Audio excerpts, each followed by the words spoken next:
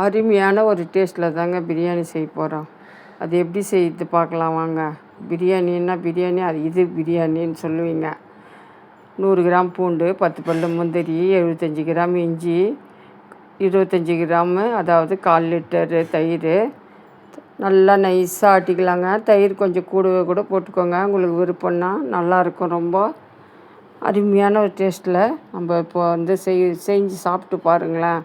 அவ்வளோ அருமையாக இருக்குங்க. மொச்சப்பருப்பு 2 மணி நேரம் ஊற வச்சுருக்குறேங்க. 1/2 டீஸ்பூனு மிளகு எடுத்திருக்கேன். இது கொஞ்சம் மிளகு அதிகமாக சேர்த்துக்கணும். 1 2 தட்டின்னு வந்துருக்குறேங்க.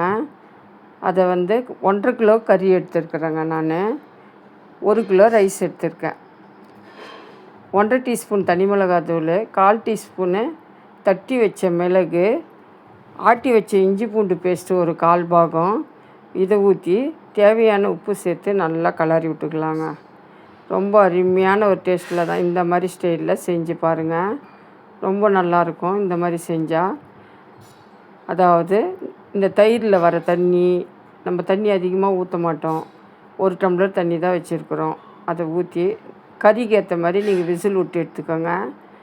முத்துநாடாக இருந்தால் கொஞ்சம் அதிகமாக விசில் விடணும். இலசாடாக இருந்தால் 2 விசில் விட்டால் போதும். மிளகு, சீரகம், பட்டை, லவங்கம், மராட்டி மொக்கு, ஸ்டாரு, தேவையான அளவு கஸ்தூரி மேத்தி, பிரியாணி இலை, உங்களுக்கு தேவையான அளவு எல்லாத்தையும் சேர்த்துக்கோங்க.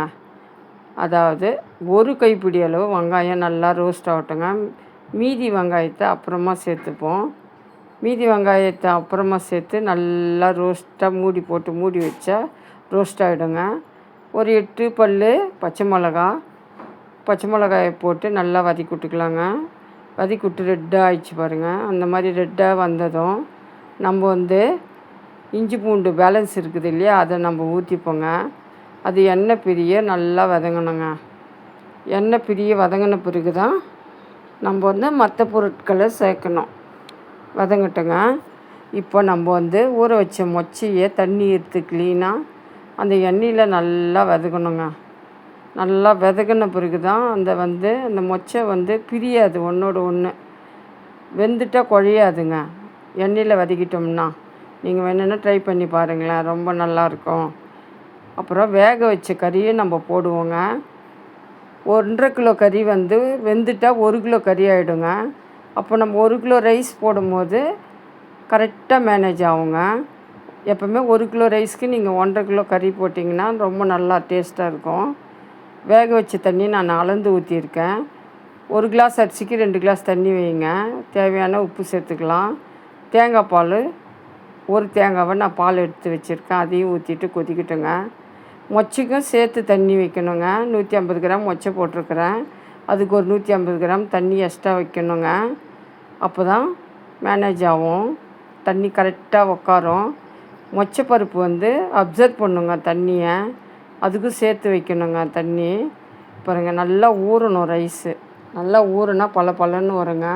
நான் கொஞ்சம் பெரிய குண்டானாவை எடுத்துருக்கிறேன். கலர வசதியாக இருக்கும். நீட்டு பாருங்கள். தண்ணி சிக்கினதும் மாமூலி நம்ம தம் கட்டி வச்சிடலாங்க. மூடி வச்சு எப்போவுமே தம் கட்டுற மாதிரி தான் நம்ம தவா வச்சு மேலே தண்ணி வச்சு தம் கட்டிக்குவோங்க. பாருங்கள், அருமையாக டேஸ்ட்டாக குக் ஆகிடுச்சு.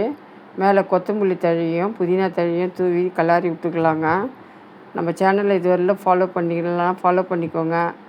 சப்ஸ்கிரைப் பண்ணுங்கள், கமெண்ட் பண்ணுங்கள், லைக் பண்ணுங்கள், வேறவங்களுக்கு ஷேர் பண்ணி கொடுங்க. ரொம்ப டேஸ்ட்டாக இருக்குங்க மொச்சை மட்டன் பிரியாணி. ரொம்ப அருமையான ஒரு டேஸ்ட்டில் தான் பண்ணியிருக்கேன். சாப்பிட்டு பார்த்துருவோமா? வாங்க சாப்பிட்லாம். எப்படி அருமையான ஒரு டேஸ்ட்டில் ரெடி ஆகிடுச்சுங்க. நீங்களும் இந்த மாதிரி ட்ரை பண்ணி பாருங்கள். மொச்சை மட்டன் பிரியாணி ரெடிங்க. நீங்களும் ட்ரை பண்ணி பாருங்கள்.